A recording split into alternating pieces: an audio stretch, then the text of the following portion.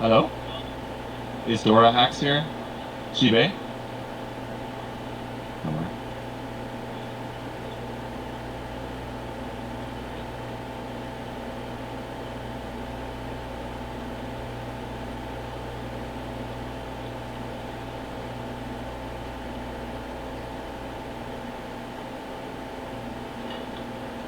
Please swap the feet.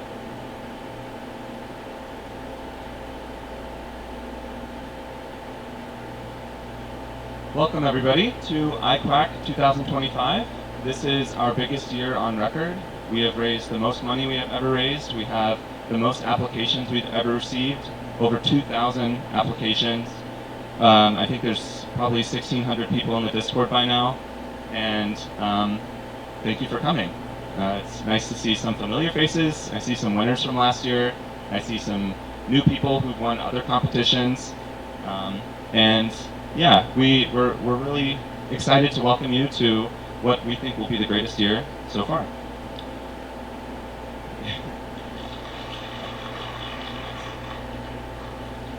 I guess I'd like to introduce myself as Gabe Cutter. I am the president of iQuHACK with Cora Barrett.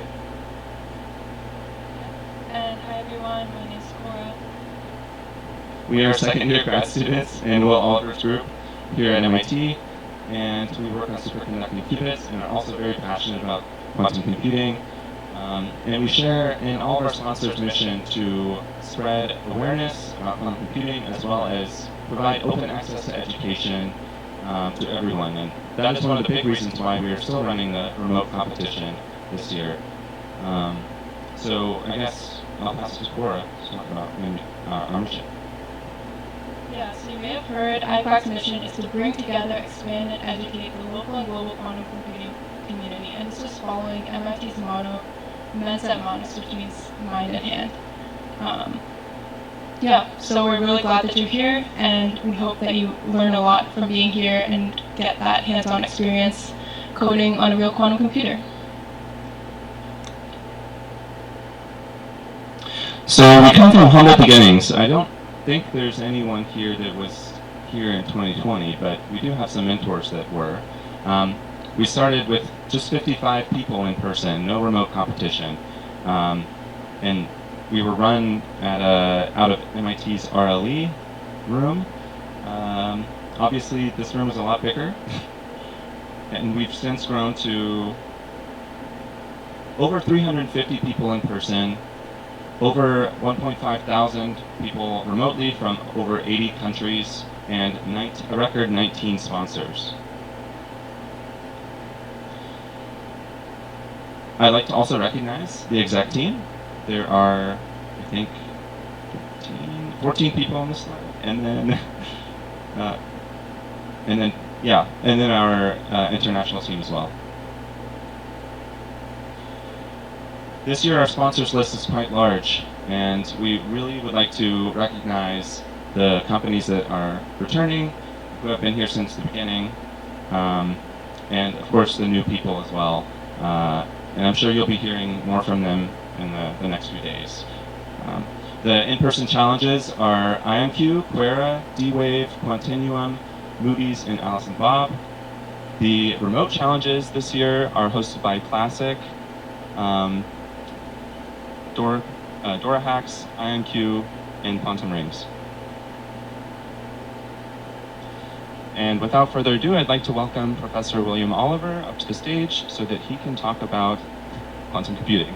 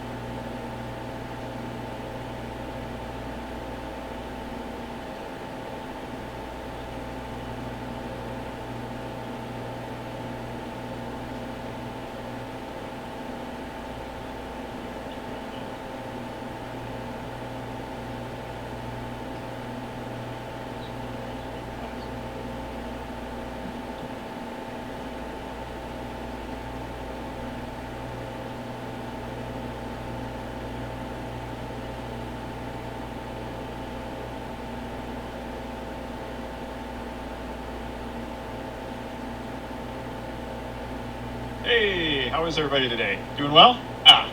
All right. Awesome. My name's Will. I'm a professor here at MIT in ECS and in physics, and I do quantum computing. And I got to tell you that this is my favorite event of the year. I think it's my favorite event because it takes all of my students out of the lab, and they're doing really hard and awesome work.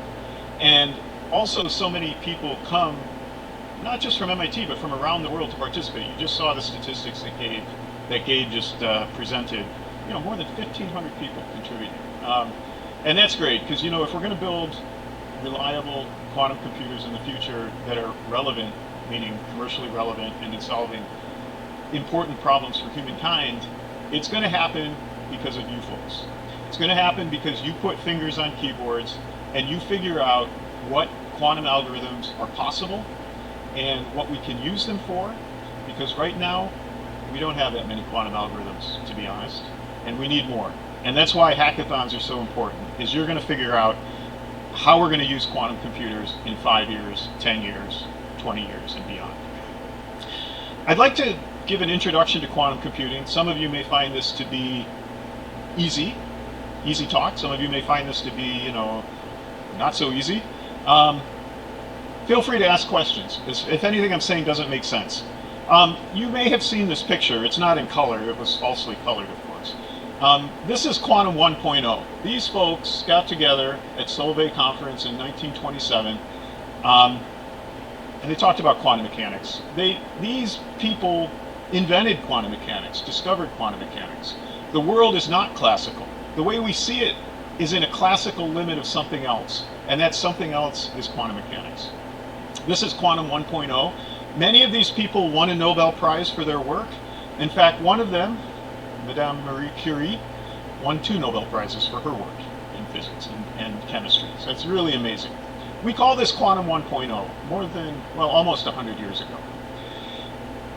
What did that enable us to do? Economic and information security.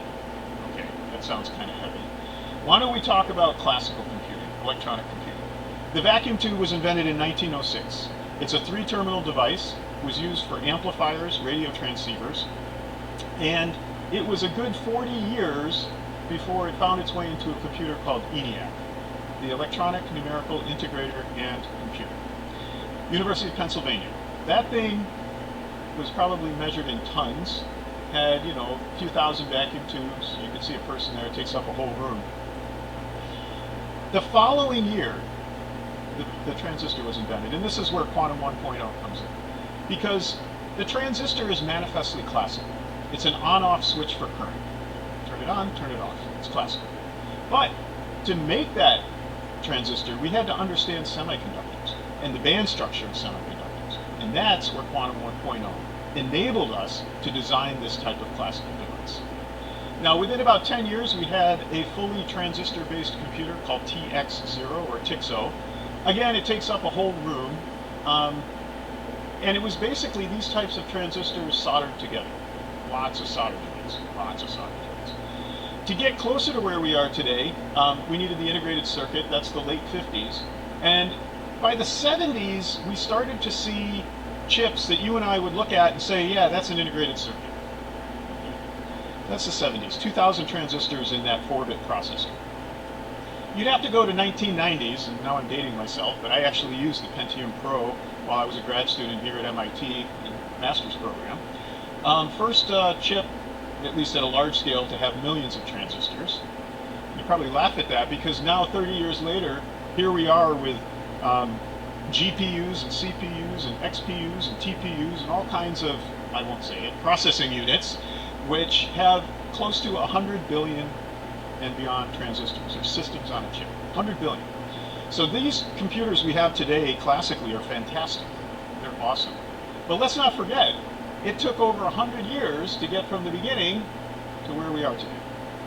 Why do I mention that? Well, because quantum computers are much more recent. In the 80s, people like Richard Feynman, Yuri Manin, and others said, if you want to emulate or simulate a quantum system, you should use a quantum system to do that. Because it was hard for classical computers back then, it's still hard today. That's a good idea. How do you do it? Well, it took people about 15 years But eventually we came up with algorithms. Peter Shor here at MIT, when he was at Bell Labs, he came up with Shor's algorithm. Eddie Farhi came up with adiabatic approximation algorithms. Lev Grover, Grover's algorithm. All of these algorithms that we're so familiar with today, many of them were developed in the mid-90s. Theoretical. When we can build a quantum computer, we can do these things. Okay, then we set about building a quantum computer, and here we are today, 1925. We have quantum computers. They're just small. You're going to use some of them this weekend to program on. Maybe 100 qubits, maybe 300 qubits, maybe up to 1,000 qubits. And you can test these algorithms, and you can show that they work. Now, it's not yet at a commercial scale, right? But that's okay, because you can show that these algorithms work, you can test your ideas, and you'll even get some insight. How large of a quantum computer will I need? What am I waiting for so that this becomes commercially viable? Right? That's where we're at. That's why the work you're doing is so important. So the takeaway here is that quantum computing is real, right? It's transitioning from scientific curiosity to technical reality. It's happening around us right now. The other thing is that advancing from discovery to useful machines takes time, it takes engineering, it takes hackathons like this to come up with all of the algorithms that are going to make this commercializable. And you got to be in the game to play. Obviously, you know that because you're here. But it's no surprise that the companies that can make these complicated GPUs today, they didn't just jump in and wait until 2015 until someone else figured out how to do it and then just start manufacturing. No, this stuff is hard. It's hardware, right? You can't do that. You got to be in it for the long haul. So let's take a step back and ask what's a quantum computer and how it's different than a classical computer. So we know classical computers based on bits, transistors. The states are 0 and 1. They're classical. These are discrete states, and transistors are almost perfect. If I set that transistor in state 1 and come back and measure it, I'm going to measure a state 1. Put it in 0, I'm going to measure a 0. The error rate, negligible. Qubits, though, our quantum bits, are also two-state systems. They're quantum coherent. And we think of them as living on this thing that's called the Bloch sphere, but you can think of it as the planet Earth, where the North Pole is the classical state 0, and the South Pole is classical state 1. So if you're a transistor, you can only be at two places on the planet Earth. You can be at the North Pole, or you can be at the South Pole. That's it. But we're not classical bits, we're quantum bits, right? And we're people, and we can live anywhere we want on the surface of the planet Earth. And when we're anywhere other than the North or South Pole, we're in a quantum superposition of 0 and 1 simultaneously. Now, I won't go into too much detail on it here, but it is not classical superposition. Classical superposition, it's chocolate, it's peanut butter. I put chocolate and peanut butter together. It tastes great, but if I pull it apart, I can still see chocolate, I can still see peanut butter. A quantum superposition isn't like that. It's a single state. You can go to a single place on Earth. Let's say you go to the equator. I'm at one spot, I'm one state, but I carry aspects of both 0 and 1 simultaneously. You can't tease it apart like chocolate and peanut butter. So the consequence of this is that, well, there are many, but one is that measurement becomes probabilistic. If you're on the equator, you're equally weighted 0 and 1, and if you make a measurement, what happens? Well, if you make a measurement, you get classical information out. So you got to snap to the North Pole or to the South Pole instantly. And that happens randomly. It's the purest form of randomness we know. Quantum. Go back to the same point on the equator, do it again, it'll be like flipping a coin, 50-50. I end up at the North Pole or the South Pole. So it almost seems like it would be hard to build a quantum computer out of such a device. Okay. Well, what makes quantum computers powerful? Let's take one step further. Let's go back to classical. If you have n transistors or n bits, you can actually form an exponentially large number of states, 2 to the nth power. Okay. So if n is 3, 2 to the third is 8, so I have 8 of these permutations, 0, 0, 0, 0, 0, 1, all the way up to 1, 1, 1. And if I wanted to process those inputs, all of them, on a classical computer, what choice do I have? Well, I could buy one computer, and then one at a time, I put in 0, 0, 0, get some function of that out. Put in 0, 0, 1, get some function of that out. I could do that an exponentially large number of times. The other thing I could do is I could buy a lot of computers and do it all in parallel. But either way, it's either going to take me exponential time or exponential hardware to go through all of those exponential inputs. Quantum computers, again, n qubits, 2 to the n classical states, north and south pole type, but I can put all of them into one single superposition state. One superposition state. Now that has 2 to the n coefficients of weighting, but it's just like standing in one place on the Earth. It's one state. It captures 2 to the n aspects. And what this leads to is quantum parallelism and quantum interference. And you can think of it as putting in this massive superposition state into your quantum computer, and you get a superposition state up. We haven't measured anything yet. We didn't learn anything. But that's basically how the quantum computer works. Okay, how do we take advantage of it? Well, we have to run operations, gates. You've probably seen some of these before if you've taken an electrical engineering class. This is the NOT gate, AND gate, the OR gate. These are the truth tables that tell you for what input, what do I get at the output. There's a whole bunch of them. What's important to know, though, is that with just a handful of these, you don't need all of them, just a handful, you can form a universal set of Boolean logic gates. That means I can run any Boolean logic algorithm with just this small set. It's not unique. I can choose a different set. It's okay. Requires at least one 2-bit gate. That's classical computing. Quantum computing is similar. You have a universal set of gates comprising things like 1 qubit gates or single qubit gates. For example, the X gate is a rotation around the X-axis. The Y gate is a rotation around the Y-axis.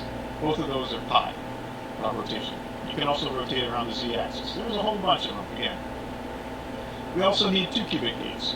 And we'll see an example in a moment. One is called the controlled NOT gate. Another is a controlled phase gate. The upshot is that with just a handful of these, again, not all of them, you can form a universal set of quantum logic gates that can run any quantum logic. Quantum gates are also reversible, and it also requires one 2 qubit gate. In fact, it's an entanglement gate that we need. So let's take a look at what these are physically. So the classical NOT gate takes 0 to 1, 1 to 0. Quantum mechanically, this is called the X gate. That's one example. 0 to 1, it also takes 1 to 0. And if you ask what this does, well, let's imagine that you're at the North Pole. You apply this gate, you rotate to the South Pole, pi, around the axis that's called X. Now this arrow coming in and out is just tracing out the envelope of this pulse. And what I'm showing you here takes 0 to 1. This is just a classical gate, the way we're looking at it. It'll go from the North Pole to the South Pole. But I can start anywhere I want on the surface of the planet Earth. I can start anywhere. And here I start in a superposition state, and I end in a superposition state for the same gate. Right? That's why it's a quantum gate. It's rotation around the x-axis. And what this does is it swaps the coefficients alpha and beta on 0 plus 1 superposition. Okay, this is just one example of a single qubit gate. This gives an idea of how it works. Let's now take a look at the controlled NOT gate, and its classical analog is the exclusive OR. So here's the truth table. With that, you have two inputs. One is called a control bit. We'll call that X. The other is the target bit. We'll call that Y. And the question is, where's my output? And when the control bit is 0, we take the value of Y and just pass it to the output. We don't do anything. But when the control bit is 1, we take that bit Y and we do an X gate on it. We flip it. Okay? So 0 goes to 1 and 1 goes to 0. That's the classical XOR gate. Quantum, it's the same story. We have a control qubit X, a target qubit Y. This is the symbolism that we use in quantum, but it basically means control NOT. Truth table is the same. And what it means is that the rotation that happens to qubit Y, the target bit, depends on the state of qubit X, the control bit. Now quantum mechanics is linear, and so we can just trace this out ourselves. So this is a particularly interesting input state. If my control bit is in a superposition of 0 and 1, and my target is in 0, what happens? Well, let's take it one at a time. So when the control bit is 0, I know I'm not supposed to do anything to the target, so that just comes down here as 0, 0. But when my control bit is 1, I'm supposed to flip the target, so I flip it, and that becomes 1. And now this is a very interesting state, because you may have noticed you can't factor it into something which is only an x qubit type and something that's only a y qubit type. They're intimately interconnected with one another. And this is an example of an entangled state. Note that we didn't start with an entangled state. We started with a state that's only x-like and only y-like. But now, you can't pull it apart. It's entangled. Right? And that's a key ingredient in quantum computing, is being able to do this. So universal gate-based quantum computation algorithms you design are achievable with just a small set of these types of single and two-qubit gates. So how do you form an algorithm with this? The way that it works, generally speaking, as a high level, is that you'll start with an input state which is an equal superposition of all possible permutations. Okay? And then you put that into your quantum computer, and then you do the following. You'll prescribe some sequence of single and two qubit gates. So sometimes you'll apply a single qubit gate, you'll apply it to one qubit, but what you see is it changes with quantum interference all 2 to the n coefficients in the superposition state. That's amazing, right? One pulse on one qubit, and I changed 2 to the n coefficients. That's powerful. Okay, so that's the single qubit gates. Of course, you need 2 qubit gates as well, where the state of one qubit influences what happens to the other one, as we just described. But that followed by quantum interference as well. The goal by the end of this algorithm is that all of the probability amplitude or the weighting occurs in front of one of these aspects, which is the answer to the problem we're trying to solve, one or just a very few of them. And all of the other ones should be 0. Because we know that when we make a measurement, what are we going to get out? Well, it's probabilistic, but with the probability magnitude squared of this coefficient, we're going to get this 0, 0, 1 result. So if that coefficient is 1, the probability 1, I get that answer. If it's peanut buttered across a whole bunch of options, I'm just going to get randomly sampled from those different options. Okay? So the way that I think of this input state then is that this input state is actually an equal superposition of all possible answers, all of them equally weighted at this point. And the job of the algorithm designer is to design the algorithm which is going to suppress all of the wrong answers to 0 and enhance constructively the correct answer to 1. There are lots of algorithms, or at least a few categories of algorithms that we know about. Here are some folks at MIT that helped develop them. And I'm not going to read the whole chart, but simulation is a big one. Quantum chemistry, for example, pharmaceutical, that kind of thing, materials. Of course, Peter Shor's factoring algorithm that compromises RSA-type public key crypto systems. Sampling linear systems, solutions to linear systems of equations, that's Aaron Barrow's algorithm, and Seth Lloyd. Optimization, and of course, Grover's search algorithm. And for many of these, there's an exponential speed up. Grover's algorithm is a quadratic. So what does it take for commercial, quantum advantage? There are a few things. This is a kind of obvious, but I think it's worth going through. First off, for whatever problem we're interested in, there better be no fast classical algorithm. Because if we know how to do it efficiently on a classical computer, we should just do it there. They're awesome, as we talked about, right? Billions, 100 billion transistors. If you can do it efficiently there, go for it. So let's assume we have a problem where we don't know how to do it on a classical computer. Okay? Second, we got to know how to do it on a quantum computer. That's why we're here. I can tell you there are lots of problems that I don't know how to do efficiently on a classical computer, and I have no idea how to do it on a quantum computer. Right? So in order to be useful, you need to know a good quantum algorithm. And then third, ideally, it should be a useful problem. There are many cases, like Deutsch-Jozsa, which proved quantum speed up, quantum over classical, but there's no commercial application. So I think what we want to target is this region right here, where they all overlap. Okay. And we want to expand that. Now, there are 2 types of advantage that we can get from a quantum computer. And all of these are related to the size of the computer, the time to solution, other resources like how much energy did it take me to do that calculation. And they're basically proportional to a polynomial factor in the size n and an exponential factor in the size n. Improving the prefactor means I'm going to take n to some other polynomial event, like square root event. In fact, this quadratic speedup is the Grover speedup. That's good for, large size n, but it pales in comparison to an exponential speedup. Exponential speedup is something where you have n upstairs, like 2 to the n, and the n comes downstairs, and now it's a polynomial. say n cubed. And that type of speed up is amazing. We don't experience it in our everyday lives. So to give an example of exponential scaling, I sometimes use this example here where wherever you work, let's say one day your boss comes in and says, yeah, we're not going to pay you this month your usual salary. What we're going to do is each day we're going to give you some number of pennies. On the first day, it'll be 2 to the first power pennies. On the second day, it'll be 2 to the second day pennies, 2 squared. Third day, 2 cubed pennies. And then by the end of 31 days, you can either take the pennies or you can take $10 million. Okay. Now, I know all of us would be very happy with either of those outcomes, but which one would you take? And if you're like me, and I already know the answer and I still think the same way, it'd be like, okay, 2, 4, 8, 16, 32, 64, $1.28.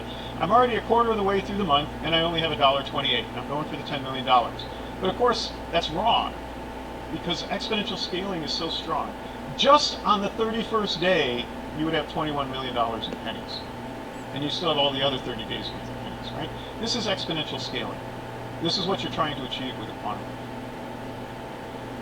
Another way to look at it is, let's say you want to simulate a quantum computer on a classical computer. How big a classical memory would I need to store all of those coefficients in that superposition state? Okay. Well, if you have 30 qubits, you can simulate that on a beefy laptop. You have enough memory. Don't even double it. Go to 50 qubits. Now you need one of the top 500 supercomputers and all its memory. Go to 80 qubits, and now somehow you need to take all of the computers on Earth and all of the memory in those computers, link them together, and now you should have enough storage, just for 80. Double that to 160, and now, okay, now it's fantasy. Somehow I need to take all of the silicon atoms on Earth. Each silicon atom is a bit of memory, and it stores these coefficients for me. And now just 10x where we started, 30 to 300. At 300 qubits, I need all of the atoms in the known visible universe, and I am employing each atom as a memory element. Again, another example of exponential scaling. Now, of course, the challenge is to know how to take advantage of that. So, what limits us today? 2 time scales, coherence and gate time. When you put your quantum computer into a quantum state, let's even say we could do that perfectly. We'll call that state psi. It's some massive superposition state. As soon as I start trying to run my algorithm, that computer starts to interact with its environment. What is the environment? Basically, it's everything. It's thermal fluctuations. Somebody just got on the subway at Kendall Station and it took off. That magnetic field influences my qubits. Cosmic ray just came from outer space and hit my chip. Now that creates problems. So all of these environmental disruptions happen while I'm trying to run my algorithm and while you're trying to run your algorithm.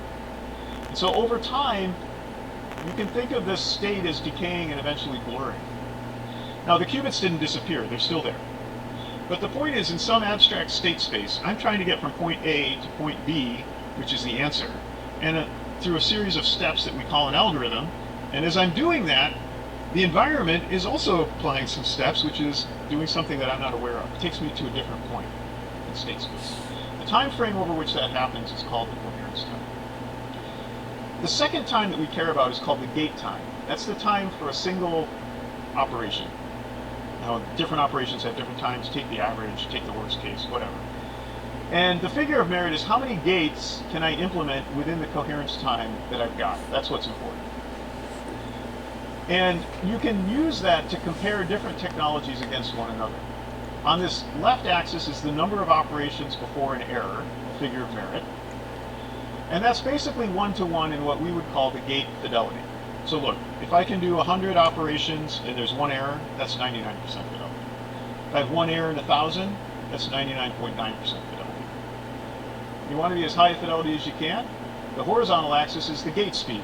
You can think of that as like the clock of a classical computer. How fast, rapidly can I apply these gates?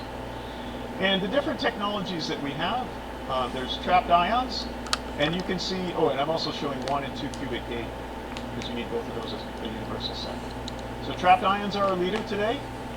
Superconducting qubits, my own research, they're doing pretty well. We just try to get higher fidelity. We're already pretty fast. Neutral atoms are up and coming. They've been shown a lot of progress in the last few years. They're vying to get to this upper right corner. Silicon quantum dots, defects in silicon or in other substrates. And the other thing that we shouldn't forget is that it's not just gates, it's also measurement. How quickly can I get that result out? And that becomes paramount when we start to think about quantum error correction. Because with quantum error correction, we apply a gate, we make a measurement. Apply a gate, we make a measurement. And so it's not just the gates that are important, it's how fast is the readout. And when you look at this, you realize that superconducting qubits, although the gates are quite fast, with the readout and everything you have to do for error correction, it's probably going to run at about a megahertz. And for some of the atomic systems, like trapped ions and neutral atoms, even though they may be up here in speed, but with the measurement, that's going to be something like a kilohertz, much slower. Why does this matter? Well, all else being equal, and that's an important caveat, but all else being equal, if it takes me a day to run an algorithm on a superconducting quantum computer running at a megahertz, how long is it going to take on a quantum computer running at a kilohertz? 1,000 times longer. It's 1,000 days.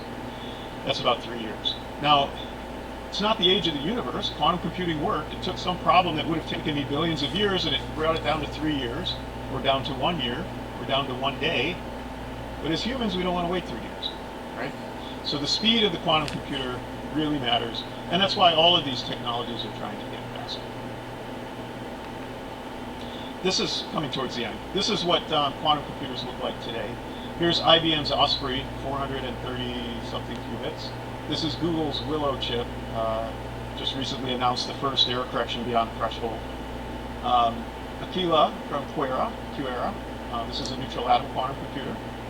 This is Quantinuum's H1, with the racetrack here. This is trapped ions. This is D-Wave's quantum annealer. And this, obviously that's not a quantum computer. You'll probably recognize what that is. That's the Wright Flyer. It wasn't the first time that humankind had flown. That's actually a misconception. We had hot air balloons before this. We had gliders. We even probably seen videos of people trying to fly with wings. But this was the first time where it all came together. There's a person here who's steering this. It started on the ground, self-propelled. It took off, didn't go very far, a few hundred feet, and they landed it again. First time that ever done. And when we look at that, we say, okay, now I believe commercial aviation is coming.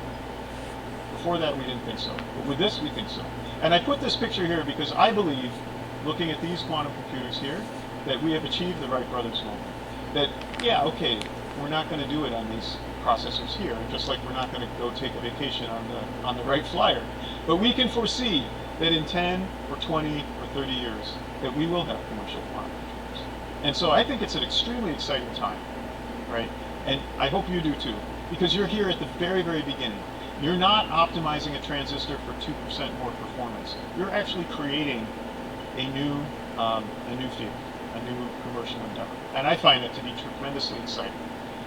To do that, though, we need to engineer systems that are robust, reproducible, extensible, and we need more algorithms. Last slide, I promised Gabe, and then I'll stop. He's looking at me like, hurry up, man. Okay, I just have to talk about the Willow result because it's so fantastic. If you look at our qubits today, we'll call them physical qubits, their error rates are 1 in 100 or 1 in 10,000. We've worked really hard to get that level of error. It's hard to make qubits better than that. But you could say, what do you need for practical applications? It's going to be like 1 in a billion or 1 in a trillion. There's a big gap here. And we're not going to make that gap up by making qubits better physically.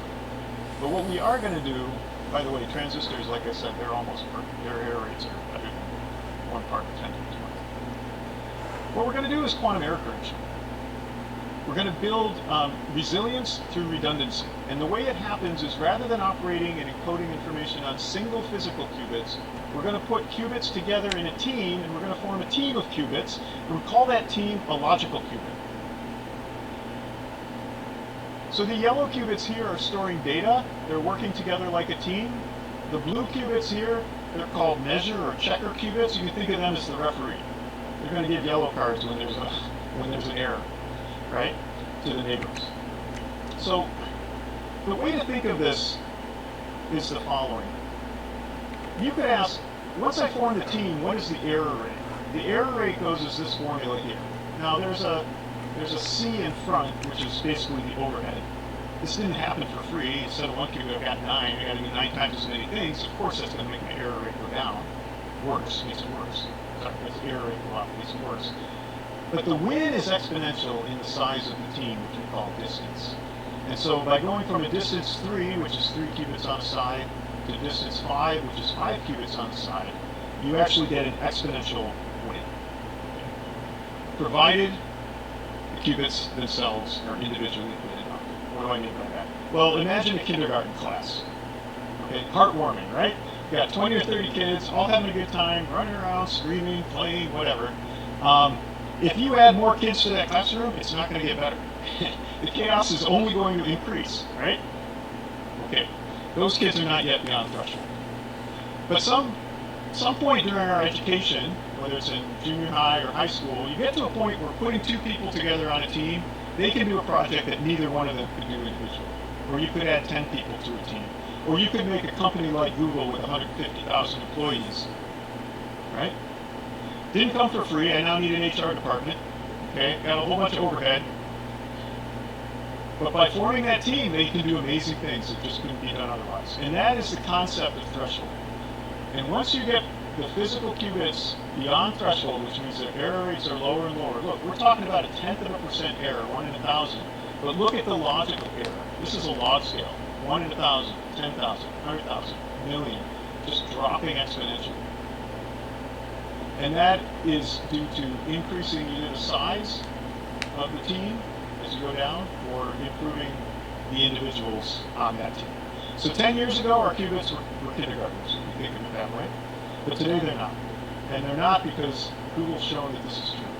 That Google has made qubits where the distance 3 code decays like this red curve here. Distance 5 is in teal, and distance 7 is in blue. And each time they increase the size of the team, the error rate dropped by a factor 2. Actually, even more than a factor 2. They went from 3 to 5, factor 2 better. 5 to 7, factor 2 better. That's the side of the line you want to be on. First time it's ever happened, by the way. The first time we've shown it in real hardware. We've known it since the 90s. The first time we've shown it. So Google's demonstrated improved performance with increasing size. Several other companies have demonstrated various aspects of logical qubits. It's a very exciting time. Because if you want to build a quantum computer with 1 million qubits, this has to happen. I have to add more qubits, and the error rate better get better.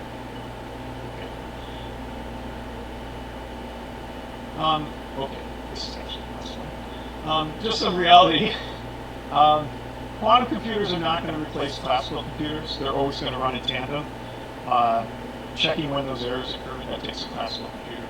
You guys are going to program on a classical computer, right? You don't want your fingers at 20 millikelvin. You want them on a keyboard at room temperature. They're always going to run with a classical computer. We need more quantum algorithms. I've already said that. That's why we have hackathons. We don't need to worry about breaking encryption soon. Peter Shor's algorithm, to really break the encryption that we have today, would require millions and millions of qubits. We're pretty far from that. But we do need to switch to post-quantum crypto now. That's just a different encryption scheme than RSA type for publicly encrypted systems, and that is happening right now. And we're almost certainly going to need error correction. It's a big science and engineering challenge. But with the Willow result, I think I'm very positive on this. So with that, I thank you for your attention.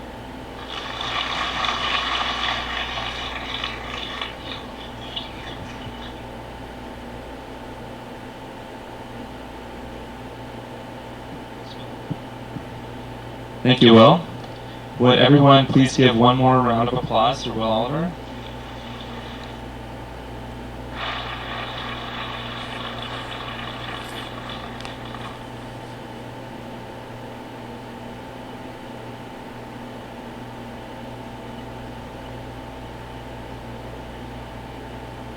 All right. So yeah, next we'll go over a little bit what to expect for this hackathon. Please take a look in the schedule. It should be posted in the Discord. If you can't find it, ask one of the organizers, but I think we posted it a couple times now. So yeah, but up next we'll have industry talks and panel. I think it'll be very exciting to listen to this discussion, and we'll have some Q&A too, so it'll be a great opportunity to, talk to these industry professionals. And then also at 3 p.m. we will have, or 3:30 p.m. we will have workshops for various companies. My advice to you, people that have not yet selected what challenge you may want to participate in, is to just attend as many as you can. Of course, things will be happening simultaneously, so if you need to miss one in favor of another, you can watch the recording tonight. It should be posted on YouTube. And if you are new to Git, we suggest coming to the 3 p.m. Git tutorial in this room, led by our very own Jeff Grover. Yep, and then today and Sunday is completely in this building, so this room for all of the everyone events, and then the workshops will be scattered about this building. Saturday we'll move to Walker Memorial. It's down the street. I think we posted a map also in the Discord. You could probably just follow the mass of people moving over there. The room will be set up in large circular tables, so we'll try our best to spread everyone out so that you're not placed next to someone doing the same challenge as you. But try to get there early if you want a good table. And I guess that does bring me to when will you get your challenge? That will happen tonight. So tonight there'll be a team formation session where we'll post pictures of the challenges around the room, and if you don't know what you want to do already, you can go over to those pictures and then talk with people to form a team. You will rank your team's your challenge preferences tonight, and then by midnight we'll try to tell you what challenge you'll be attempting. Last year it worked pretty well, so I think everyone got their first or second pick challenge. And then Saturday night we'll conclude hacking at 10 p.m. at Walker Memorial because we'll be kicked off campus. But that's okay. We'll walk to Le Méridien Hotel. I think many of you will be staying there tonight anyway. There's a big ballroom that we'll occupy Saturday night and into the morning. Then we'll come back here Sunday morning. Oh, I guess one other thing I wanted to add about this. While you're on campus, we would like to show you some labs. So Saturday, during the hacking day, we'll have some volunteers that will take people around to the lab. So be on the lookout in the Discord for a form that will ask you maybe your preferences on what labs you'd like to see. Of course, it's optional. You don't have to attend if you don't want. But you might see some people. You might see some cool things like quantum computers. I did see Peter Shore in the basement this morning, so he's around.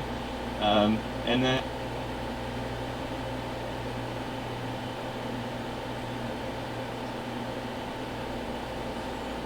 sure.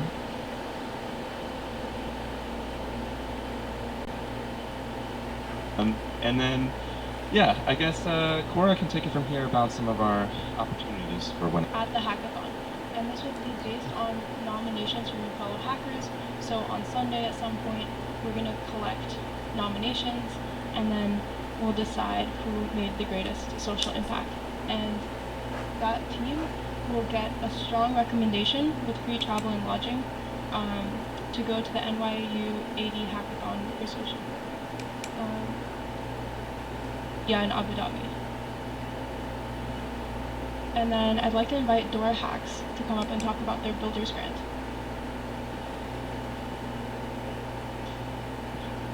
Hi everyone, my name is Xibei. I'm from iQuHACK. It's our pleasure to be here supporting iQuHACK 2025. And we are a developer incentive platform and hacker community. We've been around for 10 years, advancing the hacker movement. So how are we backing hackers this year at iQuHACK? First, we launched this MIT iQuHACK 2025 Builders Grant. It's a mini grant, so we're trying to encourage hackers to keep building even after the hackathon. Everyone is welcome to submit your ideas The judging criteria is going to be very simple. The ideas or projects that inspire or impress us the most will win, and we're looking to distribute the rewards in early March. The submission deadline is February 10th, so you have around 1 week after iQuHACK wraps up, so plenty of time to refine your application. And second of all, we launched a challenge on iQuHACK. It's a virtual challenge, but if any one of you here in person interested in the topic of post-quantum cryptography for blockchain, we welcome you to connect with us and we can chat more. Lastly, we're big fans of hackathons. This is a glimpse of the hackathons we supported last year, from Web3 to quantum computing to space or robotics, biotech, etc. So you are thinking about launching your own initiatives, like hackathons, challenges. We're happy to chat more and explore how we can support. Lastly, but very important, we take pride in our swag, so make sure to swing by our booth and snag some of the cutest swag we have. Thank you. Happy hacking.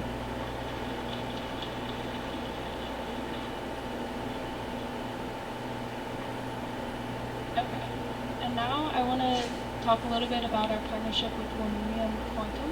They have this thing called the Quantum Solutions Launchpad. Just a little bit about Womanium is that they work with U.S. government agencies, national labs, and companies in industry to create, the scientific leaders of tomorrow and also advance women in STEM. So they have all kinds of initiatives like scholarships and also this Quantum Solutions Launchpad. They have over 85 partners, and the Quantum Solutions Launchpad pairs up young researchers and students with experts in the field and help them solve real problems both in industry and in national labs. So the types of things that they're working on within QSL includes quantum chemistry, optimization, quantum sensing, and other things like that, QKD. And so if you're interested in being a paid QSL fellow, you can apply for it. And Womanium is always looking for top talent, and you all are some of the top young talent in the field. So they're especially interested in getting you all to apply. So if you're interested in applying for this opportunity, you should scan that QR code there, and then especially after the hackathon, we'll talk about it again. And the top performances will also be recommended for the fellowship to Womanium. But everyone can apply. And then we don't want to bore you anymore, so the last thing is just please be respectful. If you need help with anything, just find a mentor. They're probably wearing a blue sweatshirt.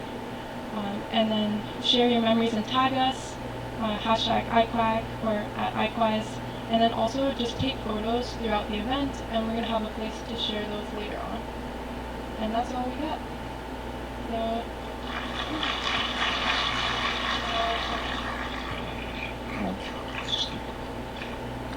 All right, next I'd like to welcome Pedro Lopez from iQuHACK to give the first industry talk.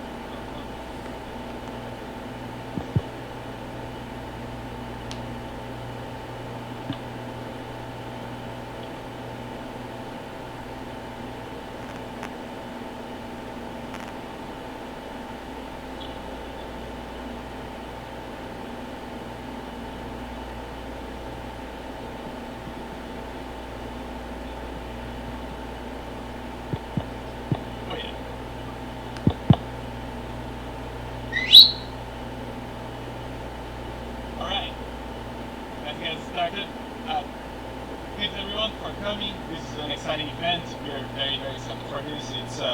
I reiterate Will's comments. It's really the most exciting event that we the year. And it's great because it's just the beginning, so that gets us, energetic to get with everything going, which is gonna be this is gonna be a very exciting year indeed.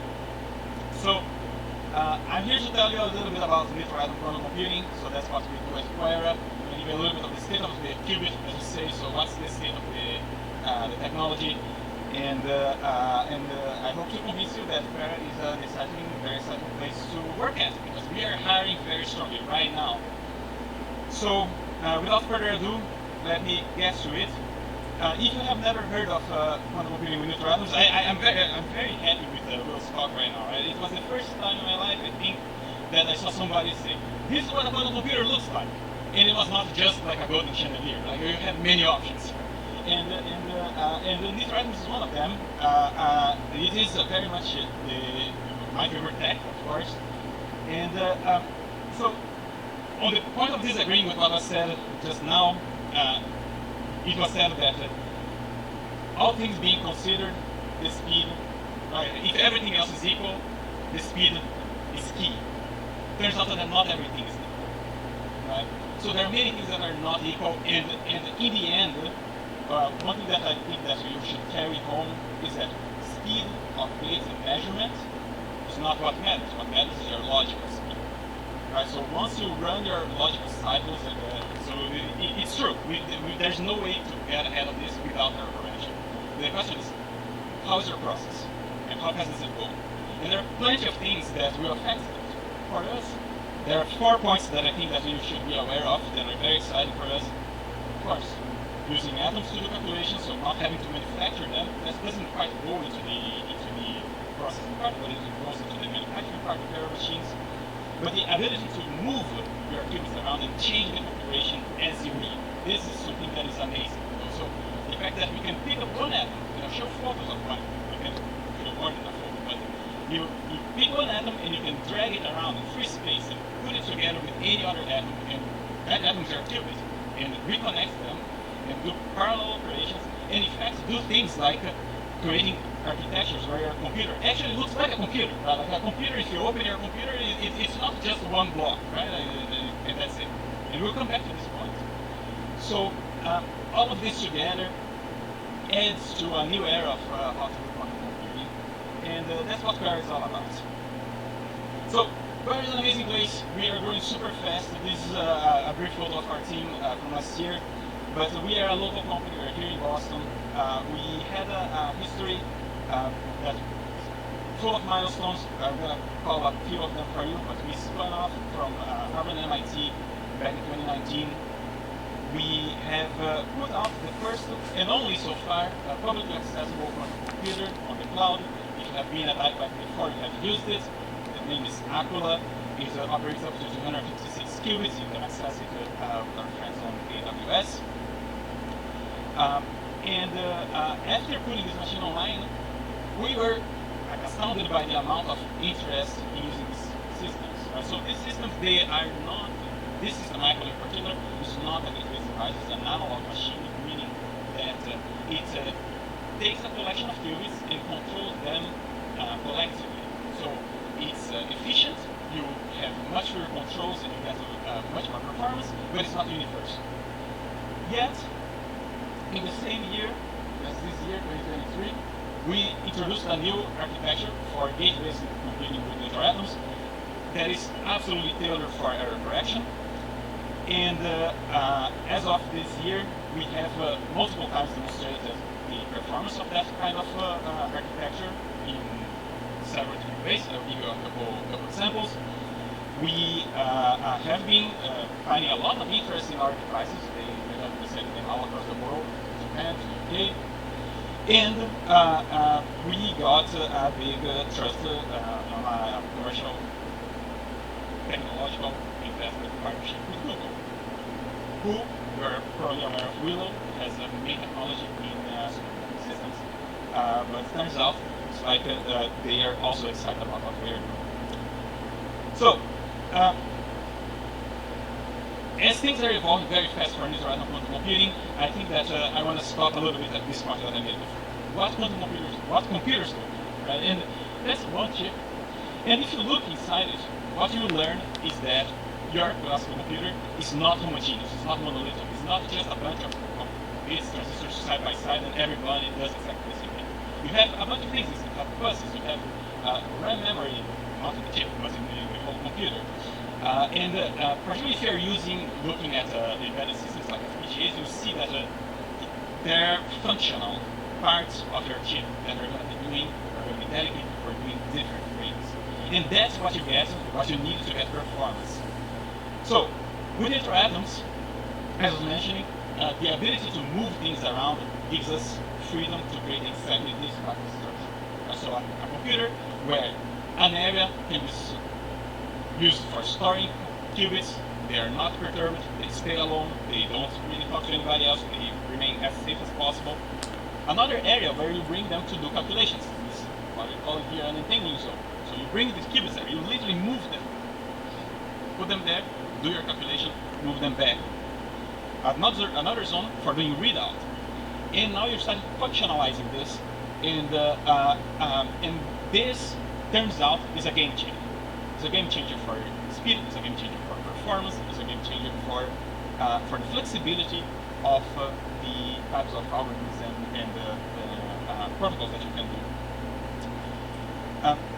If you have not heard of this, I think you should hear of this, right? But this was work done late 2024 by the team, led by the team at Harvard and in collaboration with us. That was the first demonstration of the power of this performance, this system. And it's an experiment where we did calculations not with one logical qubit, not with two logical qubits, not with three logical qubits. We did 48. 48 at once, boom. Record before was 4, I think, ish, right? And we did at once, we did 48. And this is really mind-blowing because it shows you how fast these things can scale up and how performant they can be for this type of activity or system execution. If you look at this this figure here, what you're seeing is the advancing of some probability distribution, some random circuits that you are going to be kind of cleaning by selection of errors. And when you get to the last gray thing and the red one over there, you can, it looks like a fractal. You look closer, they look the same. Look closer, they look the same. You look closer, they look the same. Like that kind of performance is really something that had never been shown before. And the whole idea here is that if you have to design a circuit because you like an error correction scheme that your friend told you is good, or you figure out by yourself that you think it's good, and you spend 2 years fabricating something to perform that, and in the day 2 year and 1 you figure out that you don't like that error correction scheme, you're going to have to restart and design it. Here, you don't do restart and design, you just take our atoms and move them around again. So if you're going to see empirical testing of error correction, this is where you're going to be seeing it. That was done at Harvard. This is fresh out of the oven. This is our machine at iQuHACK. So what you're looking at here, so if you never saw every single of those little points is one atom. And what we're doing here is not just encoding qubits. We are doing operations and logical operations with them and demonstrating what are the building blocks for fault-tolerant quantum computing. Demonstrating new encodings for error correction is important. Figuring out how to do calculations efficiently with those is also important. And that's oftentimes overlooked. While you'll be used to doing very fast operations, kind of continuous operations and arbitrary gates with your missing devices, that's not how a fault-tolerant quantum computer works. A fault-tolerant quantum computer operates on discrete operations, just a few of them. Some of them you have to go painstakingly to be able to do. Those are small rotations. And these magic states are the type of quantum resources that allow you to do that. For the first time, we did a demonstration of magic state distillation. Starting with a magic state that is okay, you encode it in a logical qubit, and you distill it, you put many of them together to come out with one that's even better than before. So, this is just to show you the flexibility. You can do one, you can do the other. You don't need to have to pick one experiment. You can do any of them. So, this is just an overview of the state of the qubit. Super exciting. iQuHACK is really an amazing place to be at. I've been there for over 3 years. I want you to get the same excitement that I have that this rap is really rocket quantum computing. I won't say the best, of course. You know that's everybody's own passion, but it's a really, really exciting platform. And iQuHACK, we rock it with rappers. So we're hiring. Do reach out. So thank you very much, and we'll see you through the day and the weekend.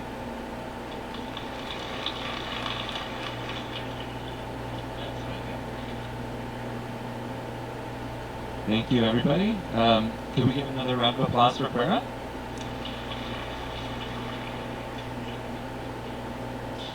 And next, I'd like to welcome Daihui Zhu from iQuHACK.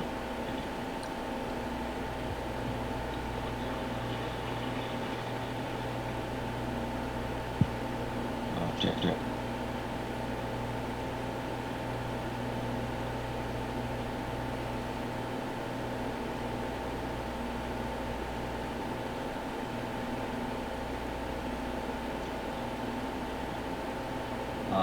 Hi everyone. Good afternoon, hackers and smart people. My name is Daihui Zhu. I'm a quantum application scientist. I'm presenting iQuHACK here, joint efforts in hosting iQuHACK 2025. Today I'm going to talk about iQ's full stack quantum innovation.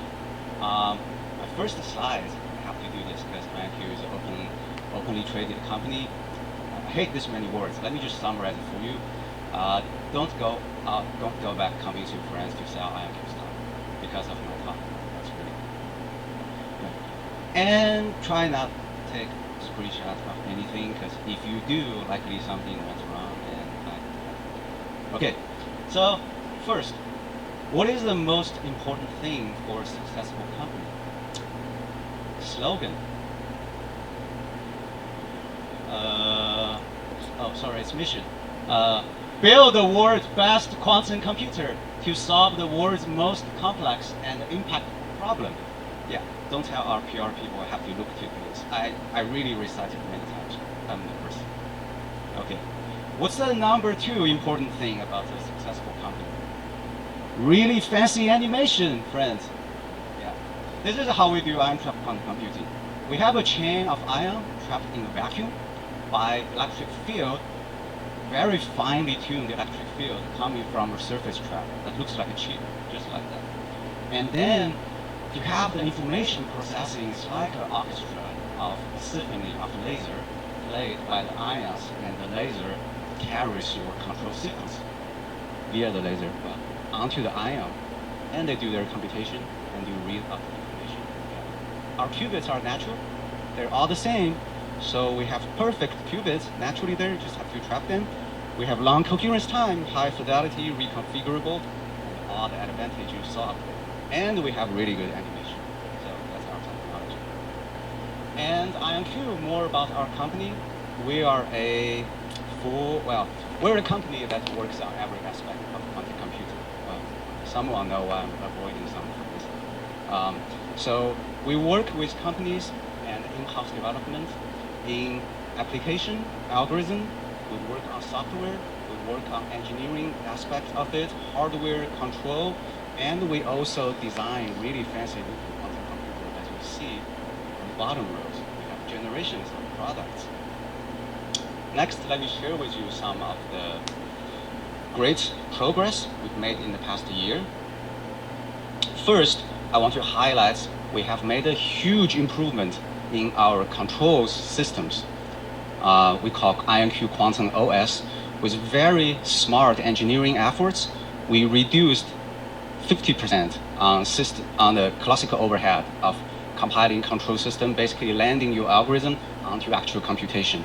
And we also improved 46 times in time to solution times out of that, and also some other impressive number. And we also have had a really great success in adventure for better qubit. For a long time, for ion trap, the best, I guess I would say most popular qubits is the ytterbium qubits. But ytterbium, in some sense, has its own limit. I think for me, who came as an ion trapper, the biggest one is probably its UV. The main quantum drive is UV. And when you do anything with UV, that means you change your mirror every month. If you do mind the drop of performance, anything. But with baryon, it's much better than that. It's much better. It's not in UV anymore. So with that, we demonstrated trapping of long chain detection, flexible detection of larger than 64 ions, and we also demonstrated 99.9% 2-qubit bit fidelity on the system. And on the engineering front, we also have successfully demonstrated the deployment of this miniaturized vacuum package for improved scaling and engineering reliability. I'll share with you my experience working in the lab. Is this kind of thing that is a vacuum chamber and a trap inside typically looks at least as the size of this podium, right? But now we have successfully shrunk to almost the size of a quarter. And what does this mean for engineering, for reliability? It means if you work at IonQ and you say, I have a great idea, I want to try it out, can we build a system for it? Instead of hiring a bunch of, let's say, PhD, 5 of them spend 6 months on it, your friends could literally bring you this thing and say, here we go, 2 months, maybe 1 month, we'll have the system ready to try your idea. And also, just imagine you're running a system and the system went out. If your chamber is this size, I would imagine it takes 1 month something to replace it. But now, if you have a bunch of this ready, it could just be a day to change it. Well, okay, maybe I'm exaggerating, but it's a great improvement in reliability. We also have very good progress in quantum application research that is relevant for industry application with our in-house research and with our industry partner. Here, I want to highlight the one we did with Oak Ridge National Lab. I think many of you guys, you probably should have been ready for quantum programming, whatever algorithm, and you know this thing QAOA, and you know variational algorithm is very popular. So for variational algorithm, optimize your parameter is a huge cost. And this, what's known as variational quantum imaginary time evolution, provide you with alternative and, as far as we observe, much better way to optimize your to do your hybrid algorithm. And we tried on our hardware. You see, it converges. And that's a good sign. So, okay, with that, that's pretty much the end of my talk. Actually, I have an updated one for this. Actually, don't go to the website. Just talk to us. We're cool people at the iQuHACK. So I still have some time. I want to say I'm nervous. Do I look like I'm nervous? Maybe not, but I am very nervous. Partially because I dropped the pizza on my pants, so I'm standing here. You can see here. But the other part is because we're hosting the iQHACK Challenge, and you guys are all very smart and talented. It's like going to a chess game, and you're like, okay, well, my opponent is really, really good. So the #1 rule for public speaking is show your confidence. Don't show that you're nervous. So why do I do that? Because my favorite host of BBC Animal World, David Attenborough, once said, if you're facing a lion or tiger and you show you're nervous, it stimulates their excitement and motivation to hunt, to take action. So that's what I want you guys to feel like. Lions, tigers, it's time to hunt for innovation in quantum computing. So here you go. Thank you for your time.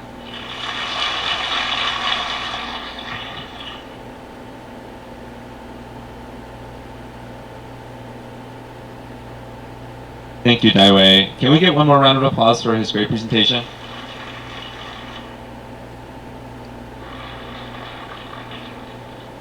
Up next, I'd like to welcome Ken Robbins from D-Wave to give his presentation.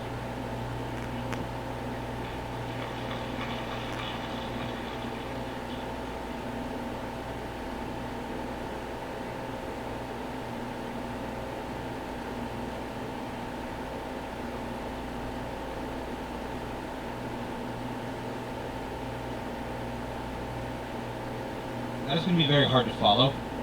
Just a heads up. Yeah.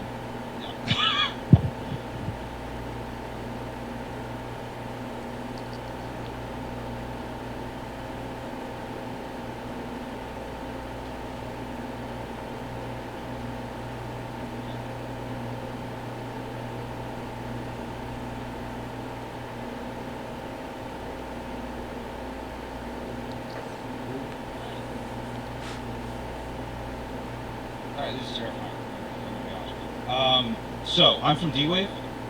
We do things differently in terms of quantum computing. We are kind of like Claire's was mentioned, we are a analog form of quantum computation. We're not gate-based.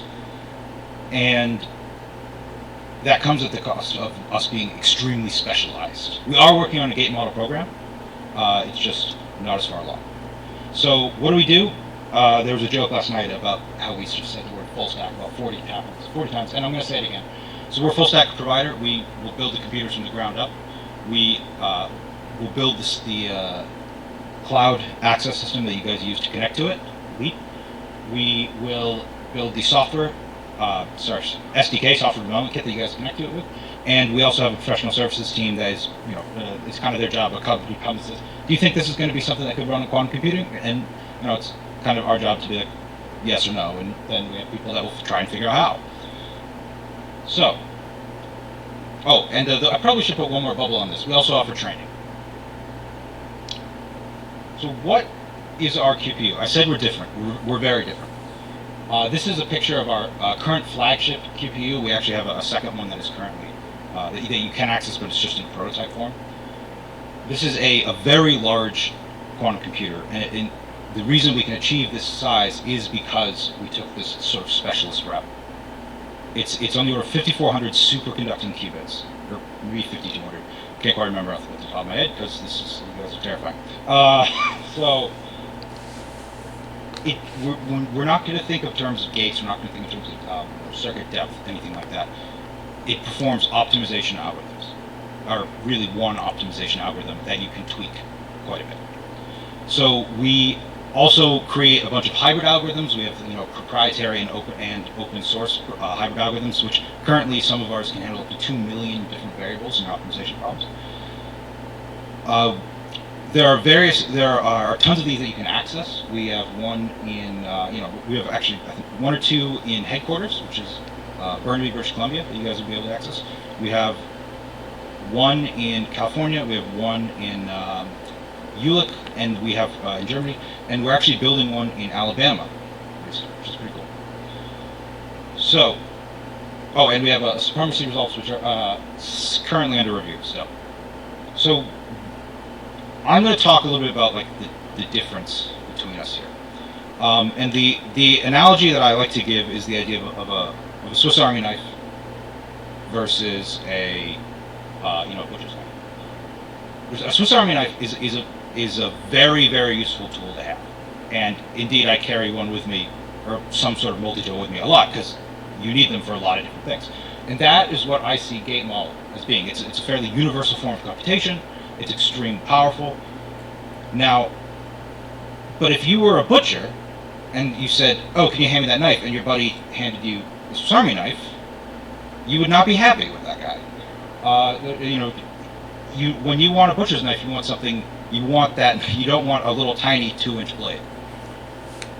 So the types of problems that we work on, specifically combinatorial optimization, if you want to get very specific and like physicsy about it, the exact native problem is called Ising, or Ising model, depending on your pronunciation.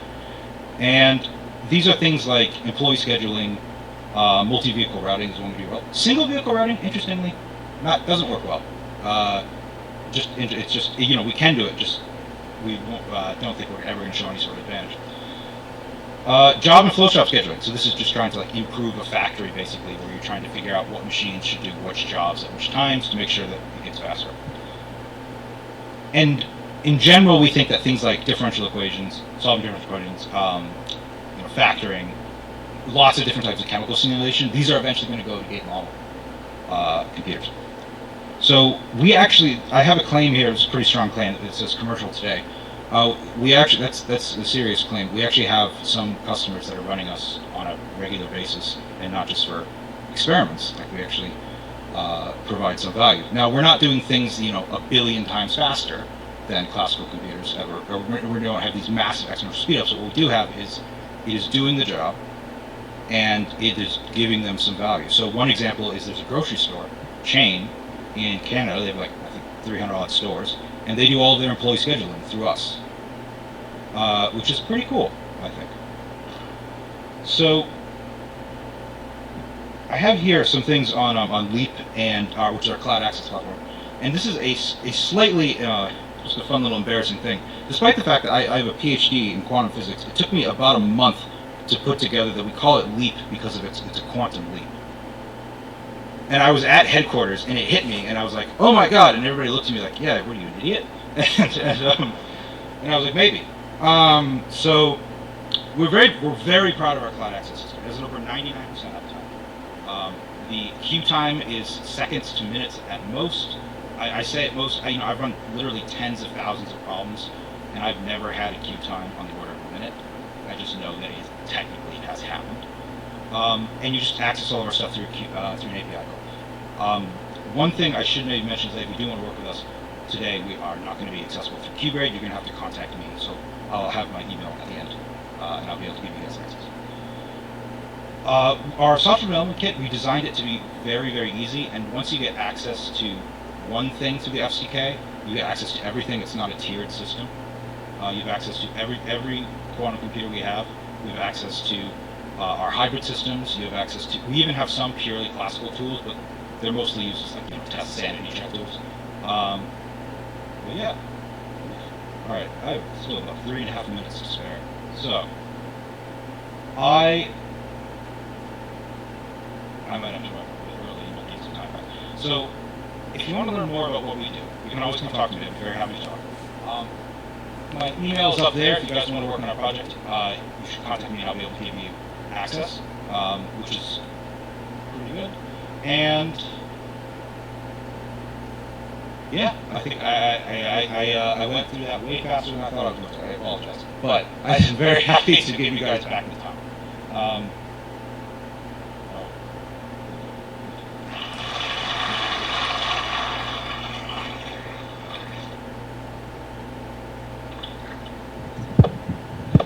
One last round of applause for Ken, please.